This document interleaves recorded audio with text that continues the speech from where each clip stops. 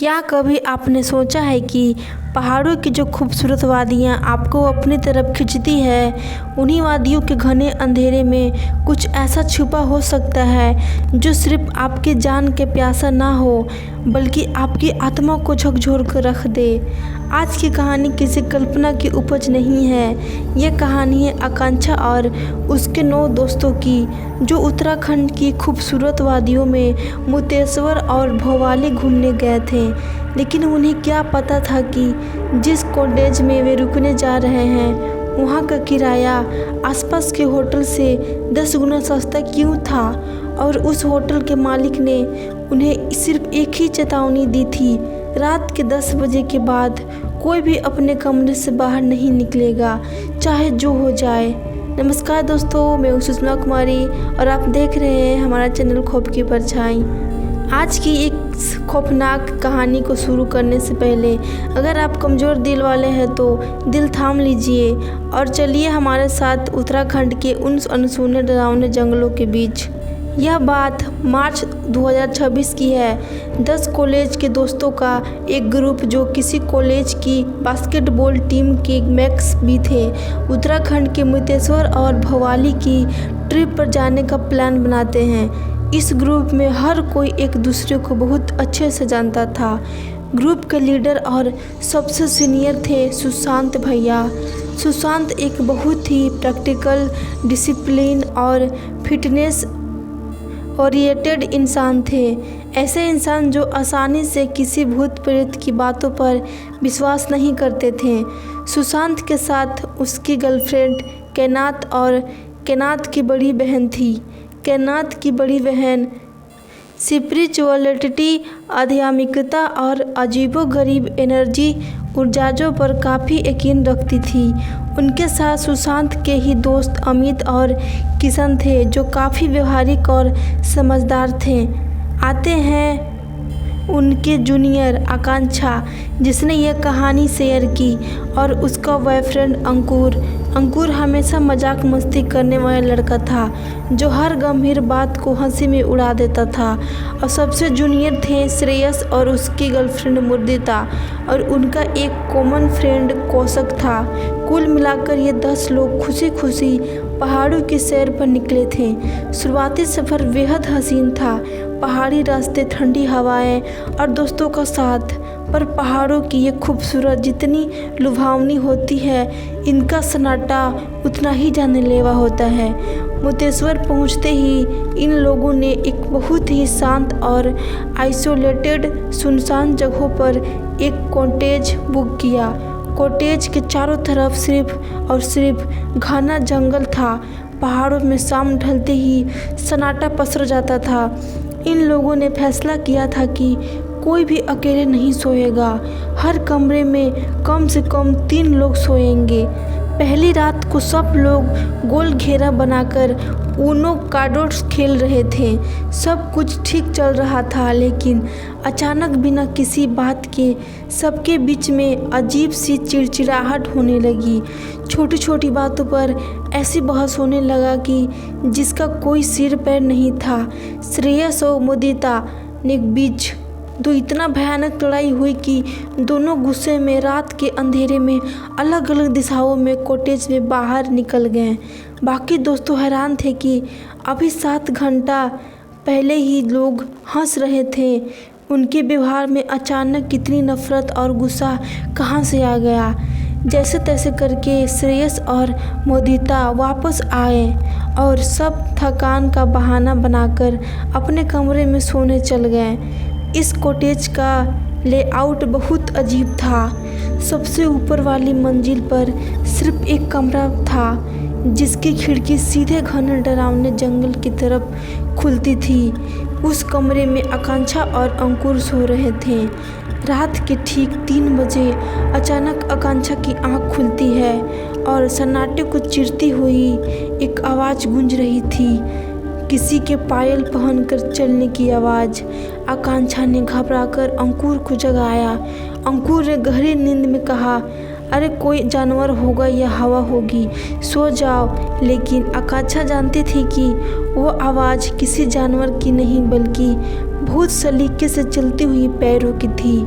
अगली सुबह जब सब लोग ड्राइविंग रूम में इकट्ठा हुए तो चाय की चुस्कियों के साथ एक खौफनाक सच सामने आया। सिर्फ आकांक्षा नहीं बल्कि ग्रुप के कई और लोगों ने भी रात के ठीक 3 बजे उसी पायल की छनछनाहट की सुना थी, लेकिन उन्होंने इसे एक इस्तीफा मानकर टाल दिया क्योंकि आज उन्हें चेक आउट करना था। उनका अगला प्लान था कि वे पहले नीमन करोड़ी बाबा के मंदिर कैची धाम जाएंगे, वहाँ माथा टेकेंगे और फिर नैनीताल भोवाली में कहीं स्टैंड करेंगे।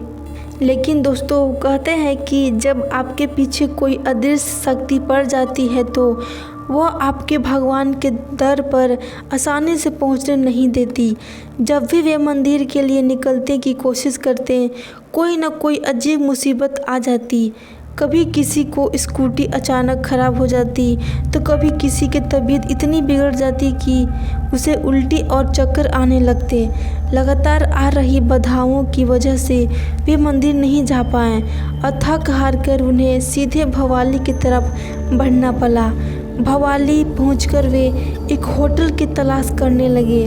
तभी उन्हें एक ऐसा होटल मिला जिसका किराया सुनकर सबके होश उड़ गए।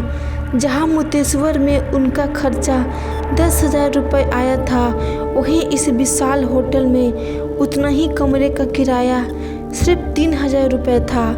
आसपास के बाकी होटल से यह 10 गुना सस्ता था। आकांक्षा के मन में एक शक उठी कि इतने सस्ता होने के पीछे जरूर कोई अजीब वजह होगी। लेकिन पहाड़ों में शाम 6 बज चुके थे, दुकानें बंद हो रही थी और चारों तरफ घना अंधेरा छा रहा था। थक हार कर चूर हो चुके दोस्तों ने उसी होटल में रुकने का फैसला किया।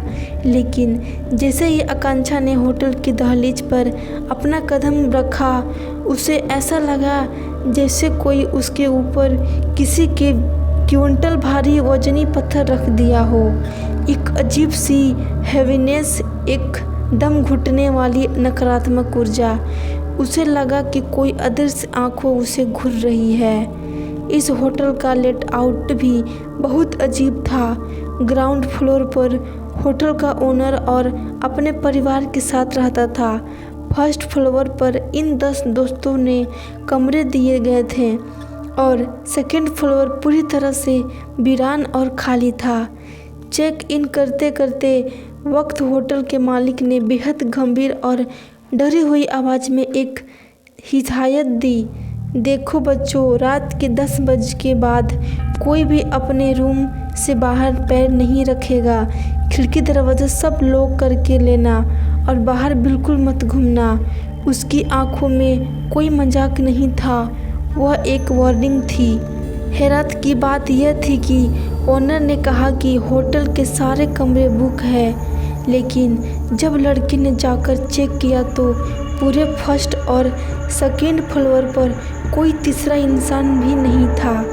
ना ही हर तरफ सन्नाटा था, सिर्फ ये 10 दोस्तें और नीचे रहने वाले ओनर का परिवार। रात के करीब 9 बजे ये लोग कमरे की बालकनी में बैठे थे। बालकनी के एक कोने में ऐसा घना अंधेरा था जहां होटल की कोई रोशनी नहीं पहुंच रही थी। आकांक्षा बार बार उस अंधेरे की तरफ देख रही थी। उसे लग रहा था कि उस काले सन्नाटे में कोई खड़ा है जो बिना पलक झपकाए उन सबको देख रहा है। तभी केनाथ की बहन, जो स्पिरिचुअलिटी और एनर्जीज को बहुत गहराई से महसूस करती थी, वह सब दोस्तों के नाम के हिसाब से उनका भविष्य बता रही थी। अचानक बोलते बोलते वो बीच में ही थम गई। उनका चेहरा एकदम पीला पड़ गया। वे पथराई आंखों से बालकनी की बाहर नदी के उस पार फैले घने जंगलों को घूरने लगी। ऐसा लग रहा था मानो उसके शरीर पर किसी और का काबू हो गया हो। जब दोस्तों ने उन्हें हिलाकर अंधेरा पूछा जब तो घर उन्होंने आता है तो अजीब सी वह आवाज सच में भी कहा, सामने आने "कुछ लगता नहीं, है, बस हवा ठंडी जिन्हें हम है।" दिन के लेकिन उजाले में आकांक्षा समझ चुकी अंधविश्वास थी कि कहकर टाल दीदी देते ने हैं। कुछ ऐसा देख नमस्कार लिया दोस्तों, है मैं हूं जिसे सुषमा। बैग करना आप उनके देख रहे बस में हैं नहीं आपका था। अपना पसंदीदा रात के चैनल करीब खौफ की 10:30 मिनट हो चुके थे। क्या आपने कभी दो सोचा लड़के है कमरे कि में बाहर जब आप थोड़ा रात घूमने के और सन्नाटे खाने में का सामान किसी लेने सुनसान गए थे, सड़क से गुजरते जब हो वे लौटी तो और होटल अचानक का आपकी माहौल गाड़ी और की भारी हो हेडलाइट गया। में कोई असल में ऐसा वे साया लड़के आ जाए किसी सामान्य जिसके जगह पैर नहीं जमीन पर बल्कि ना हो। पास के विज्ञान एक कहता है शमशान घाट कि की मौत तरफ के घूम बाद रहे सब थे कुछ खत्म और हो जाता उन्होंने है, एक लेकिन बात हमारे ही ग्रुप देश से में छुपाई कुछ थी। ऐसे रास्ते उनके हैं, पीछे कुछ ऐसे हाईवे कोई हैं अदृश्य साया जहां होटल आज के भी मौत अंदर गवाही दाखिल हो देती चुका है था। कि तभी कुछ सुशांत ताकतें भैया, ऐसी हैं जो कि सबसे जिन्हें practical मिटाया थे, नहीं जा सकता। ने अचानक आज एक खौफ की कड़ा परछाई फैसला लिया में और मैं उन्होंने आपके कहा, सामने लेकर आई कोई हूँ भी एक अपने ऐसी अलग सच्ची कमरे में घटना नहीं सोएगा। जो झारखंड के हम सबसे दोस्तों बदनाम और दसों के खौफनाक दसों राष्ट्रीय इसी कमरे राजमार्ग में 33 हाईवे बिछाकर पर का सोएंगे। है जो अंकुर, घटी जो थी। हमेशा यह हंसता कोई रहता काल्पनिक था, कहानी वो नहीं है, इस वक्त इतना बल्कि गंभीर था दो कि दोस्तों उसके अमित चेहरे और का राहुल खून की उड़ आप चुका बीती था। है, सब जिन्हें लोग मौत एक को ही कमरे बहुत में आ करीब गए से और देखा था। सुशांत भैया ने दौड़कर कमरे की कुंडी तो चलिए कहानी को चढ़ा शुरू दी करते और उस हैं। पर कहानी भारी की सामान शुरुआत करने से टिका पहले दिया। थोड़ा सा उस इस कमरे जगह की के बारे दीवार में भी पर जान लेते एक हैं। बहुत बड़ा हाईवे लकड़ी नंबर के 33 फ्रेम वाला रांची से शीशा लगा हुआ जमशेदपुर था। की जोड़ने वाला वो केनाथ की रास्ता बहन ने दिखने बताया में था तो कि बहुत शीशे और खूबसूरत लकड़ी है, में लेकिन इसके नकारात्मक पीछे ऊर्जाएं छिपा है बहुत जल्दी एक कैद हो जाती खौफनाक है। सच। अचानक इस हाईवे अमित भैया पर और एक खास किशन मोड़ की ऐसा नजर है उस जहां शीशे पर पड़ी। रात के 12 शीशे के बजते ही परावर्तन सन्नाटा में और गहरा कमरे के हो एक जाता कोने है। से दूसरे कोने स्थानीय तक लोग कहते हैं घनी कि काली परछाई यहाँ एक औरत रेंगती की हुई आत्मा गुजरी, भटकती है लेकिन और जब सबसे उन्होंने अजीब असलियत बात है में कि कमरे में इस हाईवे देखा पर तो एक वहाँ छोटा सा सिर्फ वे 10 दोस्तों ही थे।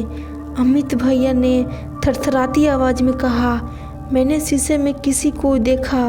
तभी किशन भैया भी बोले, हाँ मैंने भी देखा। कमरे में लड़कियां के बीच चीख पुकार मचने वाली थी कि सुशांत भैया ने तुरंत उस भारी शीशे को दीवार से उतारा, उसे उल्टा करके जमीन पर रखा और एक मोटे कंबल से पूरी तरह ढक दिया ताकि वे काली परछाई दोबारा दिखाई ना दे। लेकिन क्या शीशा ढकने से वे बला टलने लगी थी? रात के करीब 12:30 हो चुके थे। दरवाजे के बाहर से लगातार अजीब सी आवाज़ें आ रही थी। कभी किसी से खिसकने चलने की आवाज़ तो कभी दरवाजे पर बहुत ही हल्की सी दस्तक। ऐसा लग रहा था जैसे कोई बाहर खड़ा होकर इंतज़ार कर रहा हो कि कब कोई दरवाज़ा खोलेगा। आकांक्षा ने माहौल को हल्का करने के लिए अपने ब्लूटूथ स्पीकर पर तेज़ आवाज़ में गाना बजा दिया, लेकिन तभी उसकी नज़र दीवार के ऊपर बने एक वेंटिलेशन होल पर गई जो करीब 10 फीट की ऊंचाई पर था। उस छोटे से वेंटिलेशन होल से कोई नीचे कमरे के अंदर झांक रहा था। एक धुंधला सा सफ़ेद और डरावना चेहरा जिसकी आंखें बिल्कुल बेजान थी। इतनी ऊंचाई पर किसी इंसान का पहुंचना नामुमकिन था क्योंकि बाहर कोई छज्जा नहीं था।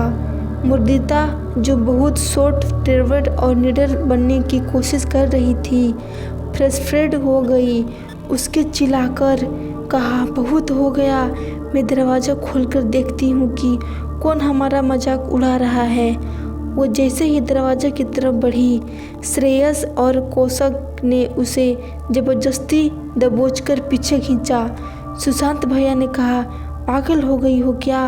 बाहर जो भी हो रहा है सिर्फ इस बात का इंतजार कर रहा है कि हमसे कोई एक छोटी सी गलती करे और दरवाज़ा खोले।